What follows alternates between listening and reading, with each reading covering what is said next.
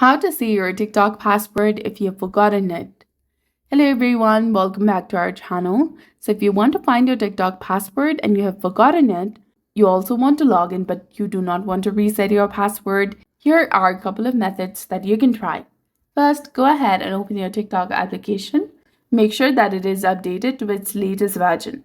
And if you go to the password section, and if your keyboard shows an autofill option with your TikTok username while you're trying to log in, tap on that and this will automatically enter your password, allowing you to log in.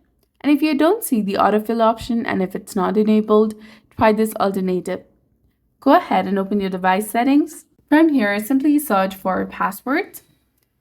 You will see the option of passwords, passkeys, and autofill. Go to that. This is under general management. And there you will see the list of apps or website whose password is saved in your device. Go ahead and tap on to view it, then simply copy or memorize it, and then come to TikTok application. Log into your account by entering the same password that was displayed over there.